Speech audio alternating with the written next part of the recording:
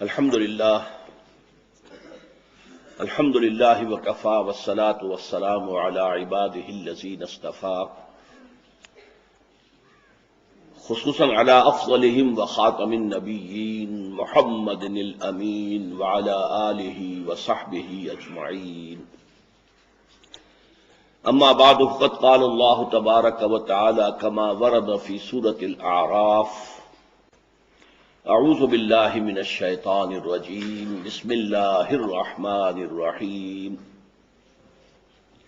وَاتْلُ عَلَيْهِمْ نَبَأَ الَّذِي آتَيْنَاهُ آيَاتِنَا فَانسَلَخَ مِنْهَا فَأَتْبَعَهُ الشَّيْطَانُ فَكَانَ مِنَ الْغَاوِينَ.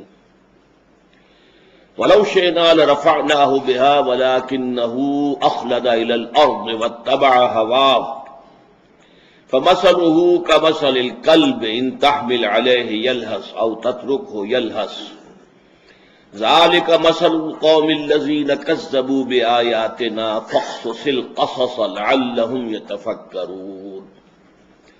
ساء مثل القوم الذين كذبوا بآياتنا وأنفسهم كانوا يظلمون.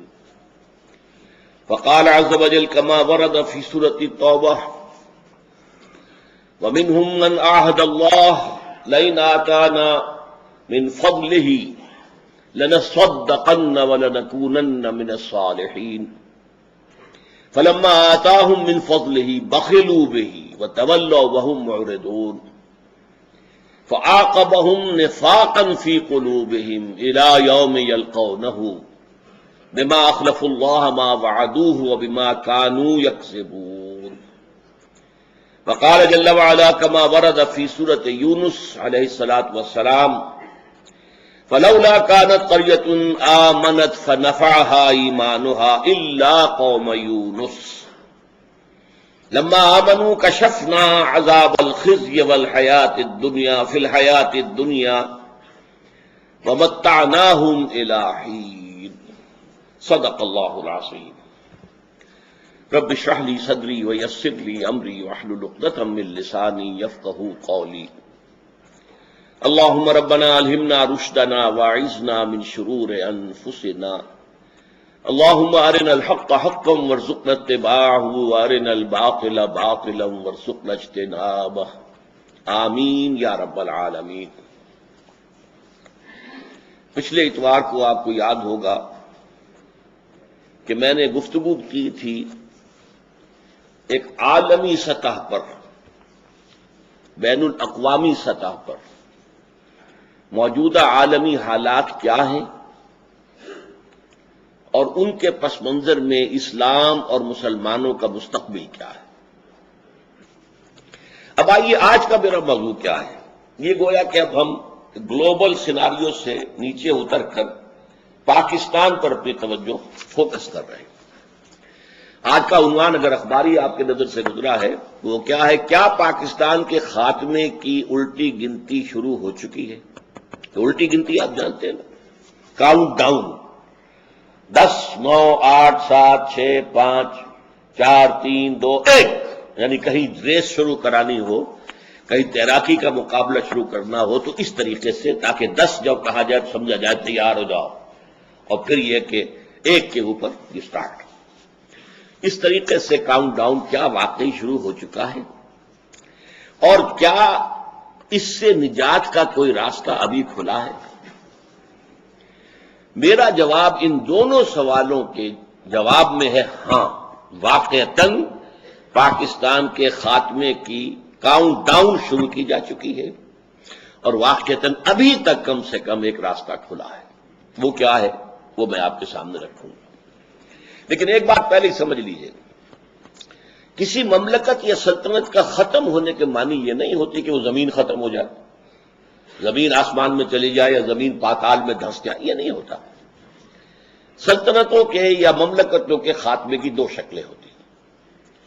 نمبر 1 یہ ہے کہ بلکنائزیشن ہو جائے، اس کے حصے بکھرے ہو جائیں اور سابق نام نہ رہے، یعنی دنیا کے نقشے پر پھر اس نام سے کوئی خطہ نہ ہو. اور عجیب ہسٹوریکل فیکٹ ذہن میں رکھیے، اسے سمجھیے ان باتوں کو.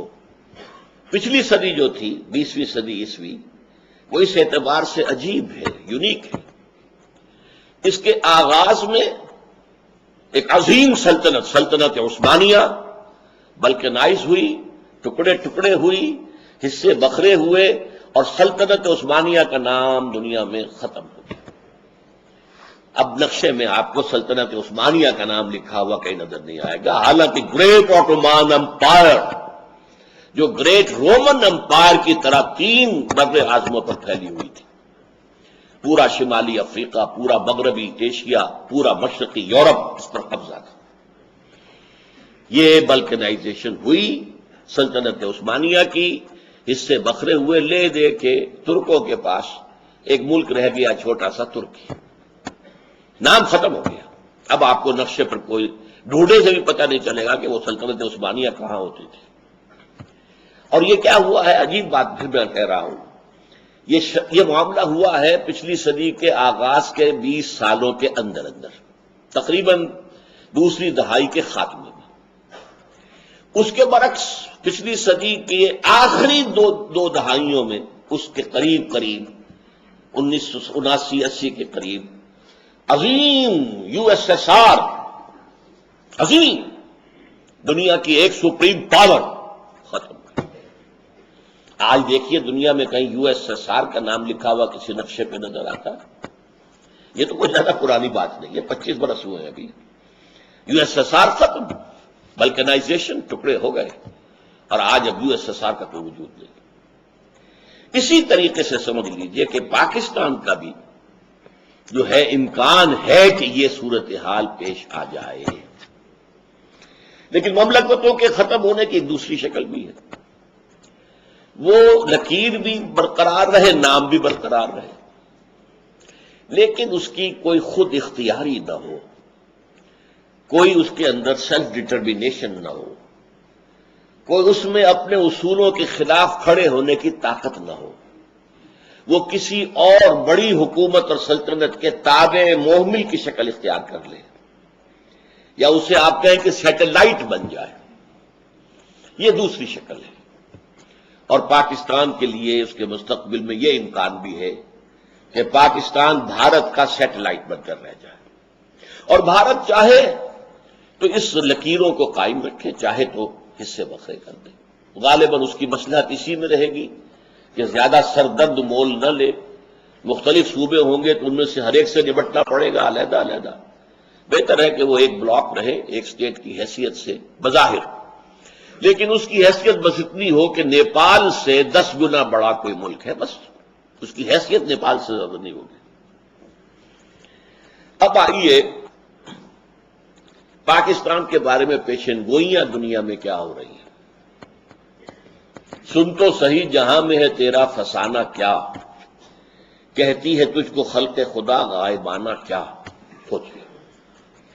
سب سے پہلے میں حوالہ دوں گا ایک مسلمان مصنف کی کتاب، سید ابو المعالی، پیدائشی طور پر یہ بہار سے تعلق رکھتے تھے، پھر عین پارٹیشن کے وقت تقریباً چند دن پہلے ہی پیدا ہوئے تھے، وہاں سے ایسٹ پاکستان گئے، وہاں سے ویسٹ پاکستان آ گیا خاندان، تعلیم ان کی کراچی میں ہوئی ہے بیشتر، پھر یہ چلے گئے مغربی ممالک میں، جیسے بہت سے گئے ہیں، ہمارا برین ڈرین ہوا ہے، وہاں چلے گئے۔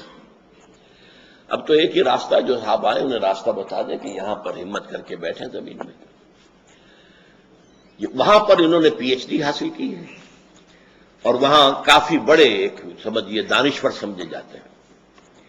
ان کی ایک کتاب ہے جو 1992 میں شائع ہوئی تھی، the twin eras of Pakistan, Pakistan کے جڑواں ادوار، سیاسی دور، فوجی دور، سیاسی دور، فوجی دور، سیاسی دور، فوجی دور، جیسے ٹوئن بچے ہوتے ہیں اسی طریقے سے ٹوئن ایرا آف پاکستان یہ کتاب کا نام ہے۔ یہ vantage press Manhattan new York سے 1992 میں شائع ہوئی، پاکستان میں 1993 میں آئی۔ اس میں انہوں نے پیشن گوئی کی ہے، اور ظاہر بات ہے کہ یہ کوئی وحی تو نہیں ہے، نہ وحی کا دعویٰ کیا ہے۔ جو کچھ مغرب میں دانشور جو گفتگویں کرتے ہیں، جو وہاں کے اینالسٹ جو ہیں، جو سیاسی پنڈت ہیں، وہ جو پیشن گوئیاں کرتے ہیں، در حقیقت ان کا ایک مجموعی سمجھیے کہ تاثر انہوں نے اپنی کتاب میں دے دیا ہے، اور وہ یہ ہے کہ سن 2006 میں پاکستان 7 نہیں بلکہ 8 ٹکڑوں میں تقسیم ہو چکے گا۔ ان میں سے 3 تو ہوں گی انڈیپینڈنٹ اسٹیٹس، بلکہ 4 انڈیپینڈنٹ اسٹیٹس ہوں گی۔ خالص پاکستان سے تو 3 نکلیں گی، ایک ہوگی جو بھارت اور پاکستان سے حصے جوڑ کر بنائی جائے گی۔ جو خالص پاکستانی 3 ریاستیں ہوں گی وہ دی ریپبلک آف بلوچستان، پورا بلوچستان اس وقت کا اس میں شامل ہو، اور اس کا کہنا یہ ہے کہ یہ اس علاقے کی سب سے بڑی طاقت ہوگی، سب سے زیادہ ترقی یافتہ ہوگی، سب سے زیادہ خوشحال ہوگی، سب سے زیادہ انڈسٹریلائزڈ ہوگی۔ دوسرا کراچی اور حیدرآباد کو ملا کر ایک لیاقت پور یا لیاقت آباد اردو سپیکنگ لوگوں کا ایک جو ہے وہ صوبہ نہیں بلکہ اب ریاست بن جائے گا۔ اور تیسرے سندھ دیش، یعنی جو بھی سمندر پر بیٹھے ہوئے علاقے جن کا آؤٹ لیٹ سمندر پہ ہے وہ تو independent nations, independent countries, independent states بن جائے گا۔ اوپر جو ہے شمالی علاقہ جات جو ہمارے ہیں، گلگت ہنزا وغیرہ اور آزاد کشمیر، اور انڈیا کا مقبوضہ کشمیر جس کو ہم کہتے ہیں، جسے وہ آزاد کشمیر کہتے ہیں، ان کو جوڑ کر ایک کشمیری ریاست وجود میں آ جائے گی۔ یہ بڑا پرانا خاکہ ہے، امریکہ کا بڑا پرانا خاکہ ہے، اور یہ کہ اس سے پہلے تو روبن رافیل جو ہوتی تھی اسسٹنٹ سیکرٹری آف اسٹیٹ امریکہ کی، اس نے کھل کر اس کو بیان کیا تھا کہ ہم ان دونوں کشمیروں کو ملا کر اور اس کے ساتھ شمالی علاقہ جات پاکستان سے، چونکہ وہ کشمیر کی وہ بھی حکومت جو تھی ڈوگرا حکومت اس کے ماتحت تھے، اور مزید یہ کہ اس میں جو علاقے پاکستان نے دے دیے تھے لداخ کے، چائنا کو وہ بھی واپس لے کر اور بھارتی کشمیر کو ملا کر ایک آزاد ملک بنائیں گے۔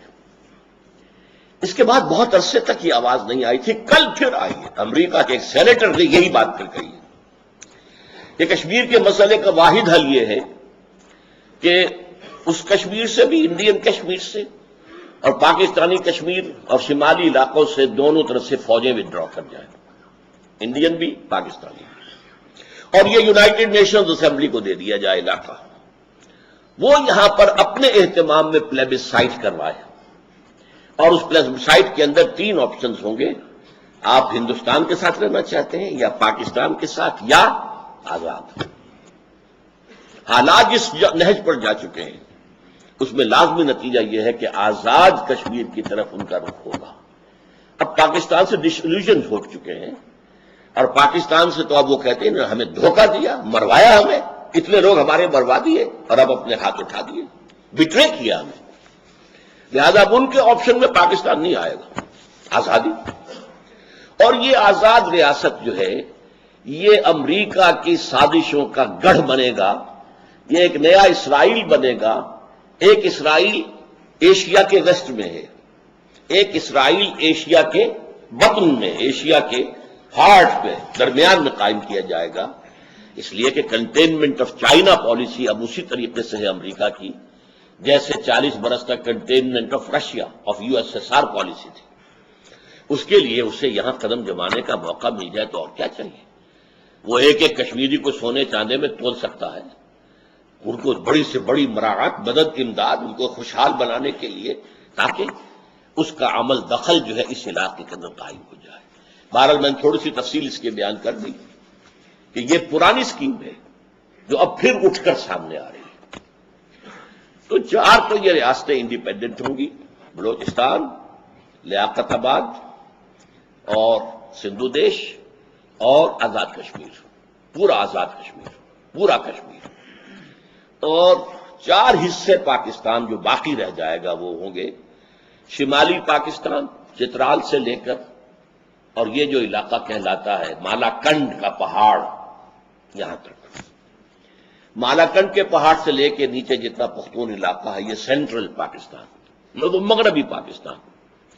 اور پھر یہ ہے کہ سندھ میں سے سندھ دیش بناتے ہوئے چھوٹی سی پٹی نکالی جائے گی کہ جو اس پاکستان کو جو بقیہ ہے بچا کھچا پاکستان، اسے بھی اپروچ سمندر تک مل جائے، وہ وہاں پر اپنی کوئی، اس لیے کہ موجودہ جو ہے کراچی وہ تو چلا جائے گا لیاقت آباد کے پاس، لیاقت پور کے پاس، پورٹ قاسم جو بنا دی گئی ہے وہ سندھو دیش کے لیے ہے، تیار ہو رہی ہے۔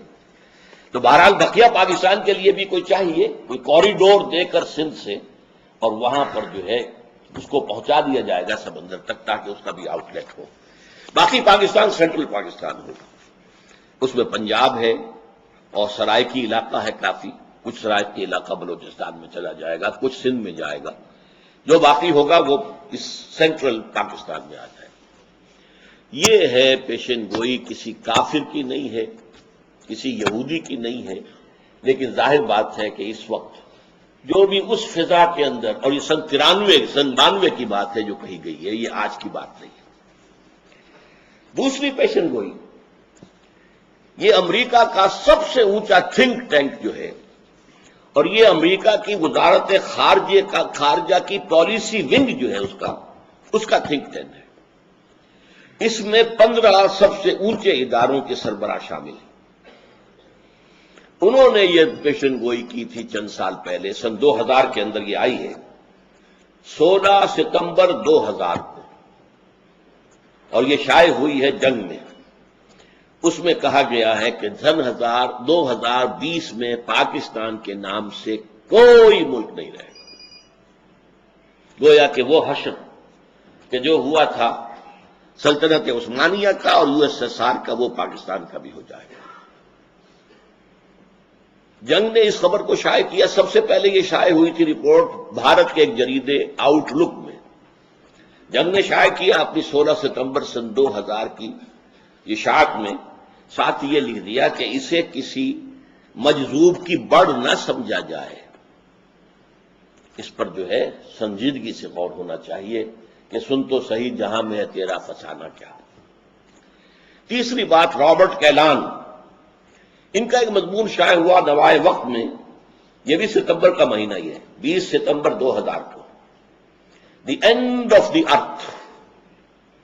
اس میں وہ کہتے ہیں کہ پاکستان از اے فیلڈ اسٹیٹ، ہر اعتبار سے یہ ناکام ریاست ثابت ہو چکی ہے، جلد ہی اس میں خانہ جنگی شروع ہوگی اور کیوس اور انارکی پیدا ہو جائے گی۔ اور اس مضمون میں ایک خاص بات جو اس نے کہی ہے وہ یہ ہے کہ پاکستان اور افغانستان یہ گویا کہ ایک یونٹ کی شکل میں ہے۔ یہ ہے، میں نے چند حوالے آپ کو دیے ہیں کہ سن تو صحیح جہاں میں ہے تیرا فسانہ کیا، کہتی ہے خلق غائبانہ، کہتی ہے خلق خدا تجھے غائبانہ کیا۔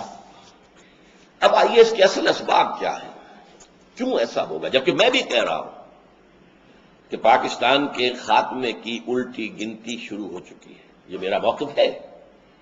تو اس کے اسباب کیا ہیں، میں ان کو 2 حصوں میں تقسیم کرتا ہوں۔ ایک تو ہے اصلی اور بنیادی، اور نمبر 2 داخلی اور خود کردہ۔ یہ ایک ہی کی تقسیم میں نے کی ہے، جو اصلی ہے، بنیادی ہے، داخلی ہے، خود کردہ ہے۔ یہ خود کردہ کے بارے میں آپ کو وہ مصرع ذہن میں آ گیا ہوگا کہ خود کردہ را علاج نیست، کسی اور نے آپ کے ساتھ کوئی برائی کی ہو تو شاید کوئی اس کا بداوا ہو سکتا، آپ نے خود کی ہو تو اس کا کوئی بداوا نہیں۔ وہ کیا ہے؟ پاکستان کے قیام کا جو اصل مقصد اس کو ہم نے ترک کیا۔ اب یہ ایک بے مقصد ملک ہے، یہ ایسا تیر ہے جس کا کوئی ہدف ہی نہیں۔ وہ تیر نیم کش جس کا نہ ہو کوئی ہدف۔ جو مؤسسین پاکستان تھے اقبال اور جناح، انہوں نے کہا تھا کہ ہم عہد حاضر میں پاکستان اس لیے چاہتے ہیں کہ عہد حاضر میں اسلام کے اصول حریت و اخوت و مسامات کا ایک عملی نمونہ دنیا کے سامنے پیش کریں، عملی نمونہ، تاکہ ایک لائٹ ہاؤس وجود میں آ جائے پورے عالم انسانیت کے لیے، ایک روشنی کا مینار ہو، جیسے کہ بعض جگہ سمندروں کے اندر جزیروں پر بنا دیے جاتے ہیں کہ یہاں سے بچو، یہاں یہ جزیرے ہیں، کہیں ٹکرا نہ جانا آ کر۔ تو یہ چیز جو ہے اس لیے پوری دنیا میں، جبکہ اندھیرا ہے، انسان کو نظام عدل اجتماعی کی تلاش ہے لیکن مل نہیں رہا۔ اس نے بڑی قلعہ بازیاں کھائی ہیں انسان نے، وہ ملوکیت اور جاگیرداری کے دور سے نکلا فرینچ ریولوشن کے ذریعے، تو وہ سرمایہ داروں کی ہتیا پر چلا گیا۔ کیپٹلزم بدترین شکل میں، پہلے جاگیردار مسلط تھا، اب سرمایہ دار مسلط ہے۔ اس کے بعد اس کے رد عمل میں کمیونزم آیا، سرمایہ داری کے خلاف رد عمل میں، وہ بھی ختم ہو گیا۔ اب انسان پھر کھڑا ہوا ہے، اور امریکہ، اس کے الائز اور مغرب اور اس کی تہذیب، وہ سب چاہتے ہیں کہ یہی جو ان کا نظام ہے یہی قائم رہے، دائم رہے، باقی رہے، پوری دنیا میں چھائے رہے۔ سیکولرزم، انٹرسٹ بیسڈ کیپٹلزم، اور شرم اور عفت اور حیا کے تمام تقاضے ختم۔ دوسری طرف اگر کوئی اور نظام نہیں آیا، اسلام سامنے نہ آیا، تو پھر کمیونزم سے ملتی جلتی کوئی شکل دوبارہ دنیا میں آ جائے گی۔ اس کیپٹلزم کے خلاف انسان نے بغاوت کی تھی نا، تبھی تو کمیونزم آیا تھا۔ اور آج جب یہ کیپٹلزم گلوبل ہو رہا ہے، گلوبلائزیشن کیا ہے؟ کیپٹلزم گلوبل فارم کے اندر، تو اس کے خلاف بغاوت ہو رہی ہے۔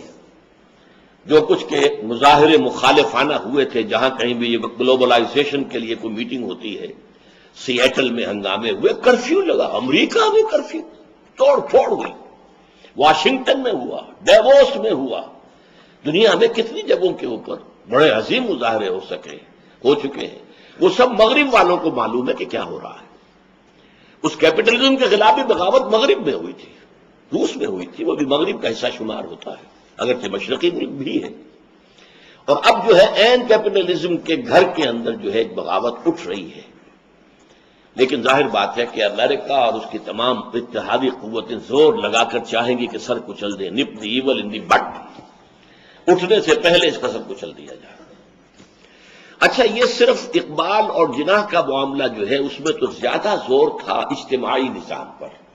اسلام کا نظام اجتماعی، اسلام کا سیاسی نظام اور اقتصادی نظام، سماجی نظام، system of social justice as given by قرآن۔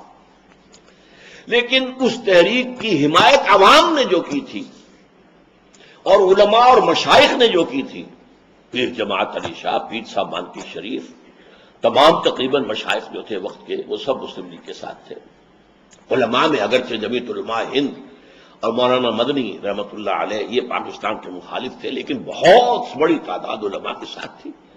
خود علماء دیوبند میں سے ٹوٹ کر شبیر احمد عثمانی رحمۃ اللہ علیہ یہ آ گئے تھے کہ نہیں آ گئے تھے، اور ان کے ساتھی تھے۔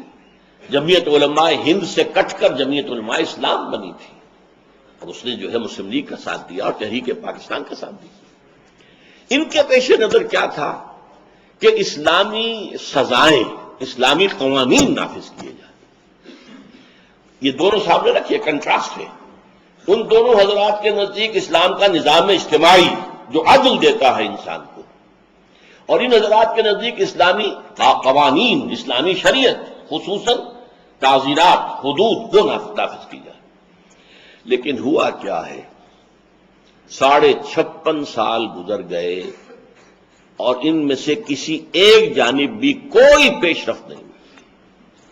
ایک حدود آرڈیننس جو ہے لولا لنگڑا وہ نافذ کیا تھا، اس کے خلاف بغاوت ہے ہمارے ہاں، اس کو ختم کرنے کے لیے آپ کا سارا ایلیٹ جو ہے، ساری خواتین ویمن لب کی لیڈرز کھڑی ہو گئی ہیں کہ ختم کیا جائے۔ اور ویسے بھی وہ اس پورے معاشرے میں غیر مؤثر ہے، بالکل اس کی کوئی حیثیت نہیں۔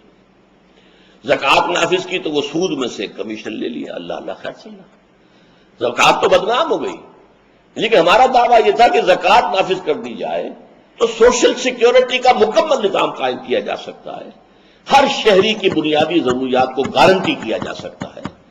سوشل سیکیورٹی کے جو نظام مغرب میں وہ سب مسلمانوں سے اخذ کیے گئے، زکوٰۃ کے نظام سے اخذ کیے گئے کہ ریاست کے ہر شہری کی بنیادی ضروریات کی کفالت حکومت کے ذمہ ہے۔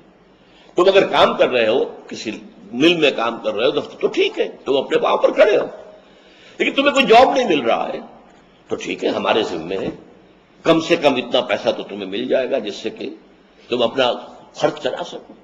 مکان نہیں ہے تو تمہیں کوئی چابی دے دی جائے گی، جاؤ، جو انہوں نے بنائے ہوئے ہیں وہ پور ہاؤسز کی پوری وہ جاؤ لے لو۔ یہ سارا نظام زکوٰۃ کے ذریعے، دعویٰ یہ تھا کہ ہو جائے گا، زکوٰۃ آ گئی، لیکن وہ بھی لولی لنگڑی جھوٹی، اس لیے کہ یہ تو زکوٰۃ کا نظام تھا ہی نہیں، تو پولیٹیکل ایکسپلائٹیشن تھی ضیاء الحق کے ذریعے سے۔ اب اس کا نتیجہ کیا ہے؟ اس کے بھی دو نتیجے ہیں۔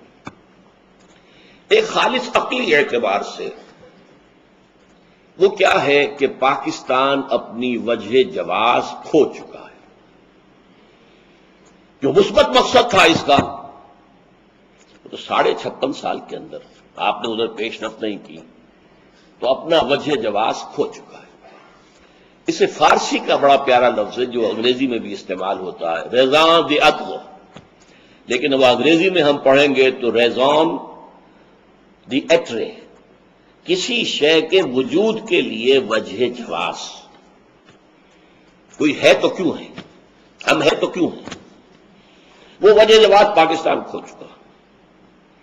اور ظاہر بات ہے کہ کوئی شے جب اپنی وجہ جواز کھو بیٹھے تو اب وہ ایک ایسی کشتی کے مانند ہے جس کا لنگر ہی نہیں، لہذا کوئی لہر آئے گی ادھر لے جائے گی، کوئی اس کو زوردار اور لہر آ جائے گی ادھر لے جائے گی۔ ہم اس وقت بیس لیس ہے، ہمارا کوئی زمین پر ہمارے قدم نہیں ہے، ہوا میں معلق ہے۔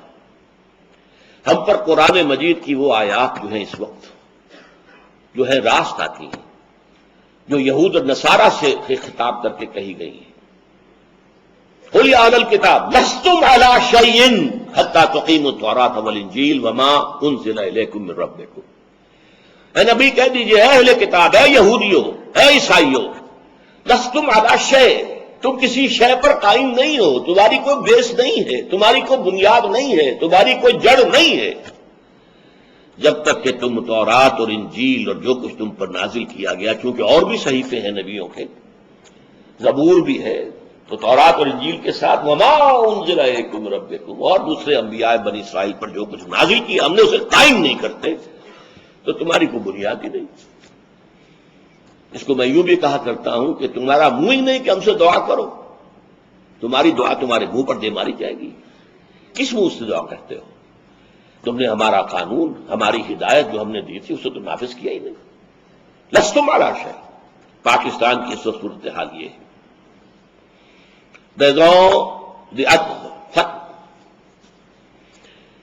نمبر 2، مذہبی اعتبار سے جب میں اس کو بیان کروں گا تو وہ یہ ہے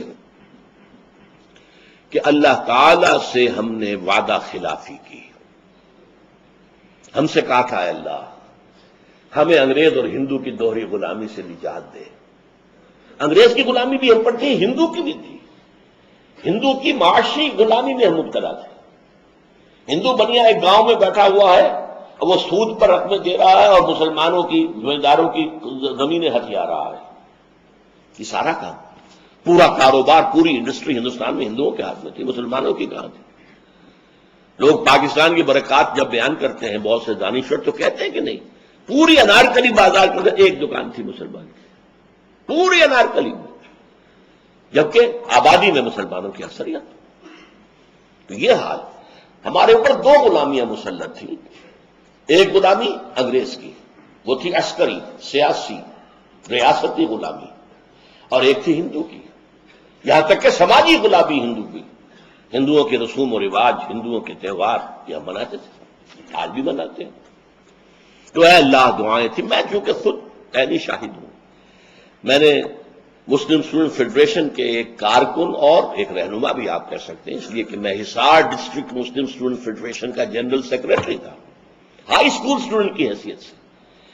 وہاں فیڈریشن تھی ہی صرف ہائی اسکول کے اسٹوڈنٹس کی، اس لیے کہ کالج تو کوئی پورے ضلع میں تھا ہی نہیں، نو گورنمنٹ کالج۔ ایک کالج تھا بھیوانی، ایک قصبے میں ہندو، جو سیٹھوں کا قصبہ تھا، اس میں ہندو کالج تھا بس۔ باقی ہائی اسکول کی مسلم اسٹوڈنٹ فیڈریشن تھی، اس کا میں جنرل سیکرٹری تھا، حصار ڈسٹرکٹ مسلم اسٹوڈنٹ فیڈریشن۔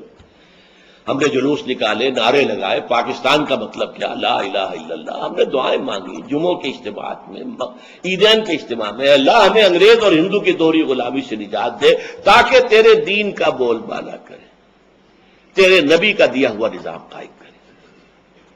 ہم نے پاکستان، اللہ نے تو وعدہ پورا کر دیا، اور وہ آیت جو ہے سورہ اعراف کی ہے، حضرت موسیٰ سے جب کہا تھا کچھ لوگوں نے، اسرائیلیوں نے، اے موسیٰ آپ کے آنے سے پہلے بھی ہمیں ستایا جاتا تھا، آپ کے آنے کے بعد بھی ستایا جاتا ہے، ہماری حالت میں تو کوئی فرق نہیں آیا آپ کے آنے سے۔ تو انہیں جواب دیا گیا، اللہ تعالیٰ نے جواب دیا، قل اے موسیٰ ان سے کہہ دو عسیٰ ربکم ان یہلک عدوکم، اب قریب ہے وہ وقت کہ تمہارا رب تمہارے دشمن کو ہلاک کر دے، فرعون اور اس کے لاؤ لشکر کو تباہ کر دے، غرق کر دے، وَيَسْتَخْلِفَكُمْ فِي الْأَرْضِ، زمین میں تمہیں حکومت دے، طاقت دے، فَيَنْظُرَ كَيْفَ تَعْمَلُونَ، پھر دیکھے گا تم کیا کرتے ہو۔ اسی امتحان میں ہم 56.5 برس گزار چکے ہیں اور ہم نے اللہ سے وعدہ خلافی کی ہے۔ اس وعدہ خلافی کا نتیجہ میں نے آیات جو پڑھی ہیں شروع میں، سورہ توبہ کی 3 آیات۔ دنیا میں کوئی قوم اجتماعی طور پر اللہ سے کوئی وعدہ کر کے وعدہ خلافی کرے تو اس کی سزا کیا ملتی ہے؟ اس قوم میں اجتماعی طور پر نفاق اور منافقت کا مرض پیدا کر دیا جاتا ہے۔ نفاق اور منافقت جو کفر سے بھی زیادہ ناپسند ہے اللہ۔ ان المنافقین فی الدرک الاسفل من النار، منافقین جو ہے وہ جہنم کے سب سے نچلے درجے میں ہوں گے، جس کے لیے کہ حضور کی شفاعت سے انہیں محروم کیا گیا۔ استغفر لہم او لا تستغفر لہم لن یغفر اللہ لہم، آپ چاہے استغفار کریں ان کے لیے چاہے نہ کریں، اور سورہ توبہ میں تو ہے ان تستغفر لہم 70 مرۃ، آپ 70 مرتبہ بھی استغفار کریں گے تب بھی ہم معاف نہیں کریں گے۔ وہ ہے منافق۔ چنانچہ ان آیات میں کیا کہا گیا، میں نے بارہا اس کو بیان کیا ہے، وَمِنْهُمْ مَنْ عَاهَدَ اللَّهَ، مدینے کے منافقوں میں ایک قسم ان کی ہے جنہوں نے اللہ سے ایک عہد کیا تھا، لَئِنْ آتَانَا مِنْ فَضْلِهِ، اگر اللہ ہمیں اپنے فضل سے نواز دے گا، غنی کر دے گا، دولت مند کر دے گا، لَنَصَّدَّقَنَّ، خوب صدقہ خیرات کریں گے، وَلَنَكُونَنَّ مِنَ الصَّالِحِينَ، اور ہم نیک لوگوں میں سے ہو جائیں۔ فَلَمَّا آتَاهُم مِّن فَضْلِهِ، جب اللہ نے انہیں اپنے فضل سے نواز دیا، بخلوا بِهِ، اب بخل سے کام لیا، تجوریوں کے دروازے مقفل، بخلوا بِهِ، اور انہوں نے اللہ سے اعراض کیا۔ اس لیے اللہ تعالی نے فَعَاقَبَهُمْ نِفَاقًا فِي قُلُوبِهِمْ، اللہ نے ان کے دلوں میں نفاق کی بیماری پیدا کر دی۔ اِلَىٰ يَوْمِ يَلْقَوْنَهُ، یہ خطرناک ترین الفاظ ہیں اس صورت کے۔ وہ نفاق قیامت کے دن تک قائم رہے گا، برقرار رہے گا، نکلے گا نہیں۔ جب یہ میں پڑھتا ہوں، حال عام طور پر میں رک جاتا ہوں، یہ الفاظ ادا نہیں کیا کرتا ہوں۔ عَاقَبَهُمْ نِفَاقًا فِي قُلُوبِهِمْ پہ بات ختم کر دیتے ہیں، آگے کے الفاظ لرزہ طاری کرتے ہیں۔ اِلَىٰ يَوْمِ يَلْقَوْنَهُ، اس دن تک جو ملاقات کا دن ہوگا قیامت کا، اس وقت تک نفاق یہ رہے گا، بما اخلف اللہ ما وعدوہ، بسبب اس خلاف ورزی کے جو انہوں نے اللہ سے وعدہ کیا ہوا اور اس میں خلاف ورزی کی، وبما کانوا یکسبون، اور وہ جو جھوٹ بولتے رہے کہ ہم ایسا کریں۔ تو پاکستانی قوم اس وقت اس اعتبار سے اجتماعی منافقت کا شکار ہے۔ کچھ افراد ہیں جو لگے ہوئے ہیں، کوشش میں رہے اور ہیں اب بھی، کہ یہ قوم جو ہے بھٹکی ہوئی اپنی راہ، اپنی منزل کو دوبارہ یاد کر لے۔ کبھی بھولی ہوئی منزل میں یاد آتی ہے راہی کو۔ کچھ لوگ ہیں وہ مستثنا ہیں، لیکن آپ کو معلوم ہے ایکسیپشنز پروو دی رول، استثناءات جو ہوتے ہیں اس سے تو پھر کوئی قانون بالکل ثابت ہو جاتا ہے، یہ تو مستثنا ہے، رول از سم تھنگ ایلس۔ وہ رول کیا ہے؟ آج ہم بحیثیت مجموعی دنیا کی منافق ترین قوم ہے۔ 3 قسم کے نفاق آپ کے ہاں آ چکے ہیں۔ نفاق قومی، پہلے ہم ایک قوم تھے، ہندو کے مقابلے میں ایک قوم، 2 قومی نظریہ، ہندو ایک قوم، ہم دوسری قوم۔ آج ہم نفاق باہمی میں قومیتوں میں تحلیل ہو گئے، اب قومیت ہے۔ 4 تو شروع سے تھی، پنجابی، پٹھان، بلوچی، سندھی، اس میں اضافہ ہوا ہے۔ سرائکی قومیت وہ بھی مدعی ہے، ہماری علیحدہ قومیت ہے۔ یہ نفاق باہمی ہے۔ نفاق کردار، جھوٹ، وعدہ خلافی اور خیانت۔ حضور نے فرمایا آیت المنافق ثلاث، 3 نشانیاں ہیں منافق کی۔ دوسری حدیث میں آتا ہے وَإِنْ صَامَ وَصَلَّى وَزَعَمَ أَنَّهُ مُسْلِمٌ، جس میں یہ تین صفات ہیں، وہ چاہے نماز نہ پڑھتا ہو، روزہ رکھتا ہو اور اپنے آپ کو مسلمان سمجھتا ہو، لیکن وہ منافق ہے۔ اب وہ تین علامتیں کیا ہیں؟ جب بولے جھوٹ بولے، جب وعدہ کرے خلاف ورزی کرے، کہیں امین بنایا جائے تو خیانت کرے۔ یہ تینوں چیزیں ہمارے ہاں عوامی سطح پر جس طرح ہیں وہ تو سب کو معلوم ہے، لیکن جو زیادہ قابل توجہ قابل حذر بات ہے وہ کیا ہے کہ ہمارے ہاں جو جتنا اونچا ہے اتنا ہی جھوٹا، اتنا ہی وعدہ خلاف اور اتنا ہی بڑا خائن ہے۔ اربوں کی خیانتیں ہوتی ہیں، اب وہ سینکڑوں ہزاروں والی بات تو ختم ہو گئی، غبن در غبن۔ اس نفاق کے ہم اس وقت مریض ہیں۔ اسی کا ایک اور نقشہ، اس کے نتیجہ یہ ہو سکتا ہے جیسا کہ میں نے کہا کہ اللہ کا عذاب ادنا کی شکل میں آ چکا ہے 1971 میں، زبردست شکست۔ 93,000 ہمارے قیدی ہندوستان کے پاس گئے، پاکستان 2 لخت ہو گیا، بدترین شرمناک شکست۔ ہمارے ٹائیگر جنرل نے اپنا پستول پیش کیا۔ یہ ہے عذاب ادنا۔ قرآن مجید میں سورہ سجدہ میں آئے تھے وَلَنُذِيقَنَّهُم مِّنَ الْعَذَابِ الْأَدْنَىٰ دُونَ الْعَذَابِ الْأَكْبَرِ، ہم انہیں مزہ چکھائیں گے چھوٹے عذاب کا بڑے عذاب سے پہلے۔ چھوٹا عذاب کیا ہے؟ یہ جو اللہ ذرا جھنجھوڑنے کے لیے، بیدار کرنے کے لیے شاید جاگ جائے، کبھی قحط آ گیا، کبھی کچھ اور آ گیا، کبھی سیلاب آ گیا، اللہ کی طرف متوجہ ہو۔ لیکن یہ کہ ہم نے اس عذاب ادنا جو حادثہ تھا اس سے کوئی سبق حاصل نہیں کیا۔ پھر عذاب اکبر ہے جو اب سر پر کھڑا ہوا ہے، اور عذاب اکبر دنیا میں، ایک تو آخرت کا عذاب ہے۔ دنیا میں عذاب اکبر کیا ہوتا ہے؟ کسی قوم کو جڑ سے اکھاڑ دے گا، جو دنیا میں آتا رہا ہے قوموں کے اوپر، قوم نوح پر، قوم ہود پر، قوم صالح پر۔ یہ کون سا عذاب تھا؟ فَقُطِعَ دَابِرُ الْقَوْمِ الَّذِينَ كَفَرُوا، ان کی جڑ کاٹ دی گئی۔ جڑ اگر رہے تو پھر دوبارہ وہ پودا اگ سکتا ہے، جڑ سے اکھاڑ لیا جائے تو اب پودے کے دوبارہ اگنے کا کوئی امکان نہیں۔ یہ بھی الفاظ آئے ہیں لا یرا الا مساکنہم، کہ اب ان کے مسکنوں کے سوا کچھ نظر نہیں آتا۔ قوم سمود کے جا کر وہ محل دیکھ لیجئے جو انہوں نے چٹانیں تراش تراش کر بنائے تھے، ان میں رہنے والا تو کوئی نہیں۔ اور یہ الفاظ بھی آئے ہیں کہ جیسے وہ کبھی آباد ہی نہیں، کأن لم یغنوا فیہا، کوئی تھا ہی نہیں یہاں۔ نسیم منسیہ، وہ عذاب ہے اکبر۔ اور نوٹ کیجئے، میں اس کا انذار کر رہا ہوں کم سے کم 84 سے 20 برس ہو گئے۔ میں واحد شخص ہوں اس پورے ملک کے اندر جو اس وقت سے کہہ رہا ہے پاکستان کا وجود نہیں رہے گا، نہیں رہے گا، نہیں رہے گا اگر ہم نے یہاں اسلام کو قائم نہ کیا۔ یہ اپنے رضاعیت کو چھوڑ چکا، گم کر چکا ہے ہی نہیں، وجود کے لیے جواز نہیں ہے، بے جواز چیز قائم نہیں رہا کرتی۔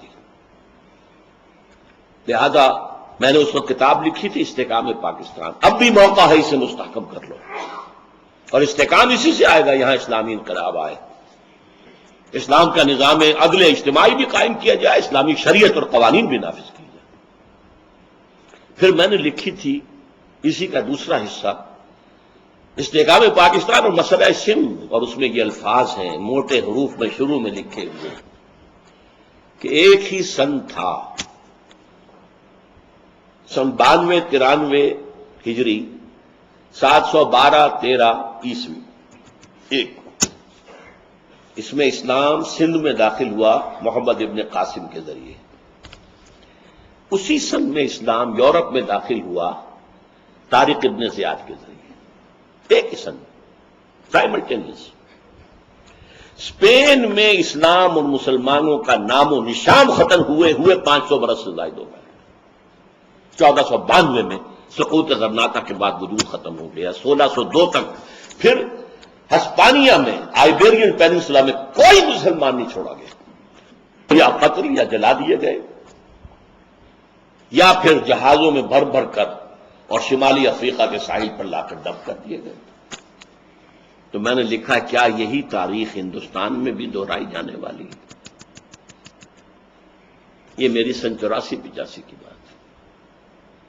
اور مجھے یاد آتا ہے کہ جب ہماری جو سابقہ امت تھی بنی اسرائیل، جب ان پر پہلا عظیم ترین عذاب آنے والا تھا نبوکدنضر کے ہاتھوں، جس میں حضرت سلیمان کا بنایا ہوا معبد مسجد اقصی اصل وہ تھی جس کو کہ مسمار کر دیا گیا، 2 اینٹیں بھی سلامت نہیں رہی، 6 لاکھ یہودی آن دی اسپاٹ قتل کیے گئے، اور 6 لاکھ کو وہ ہانک کر لے گیا۔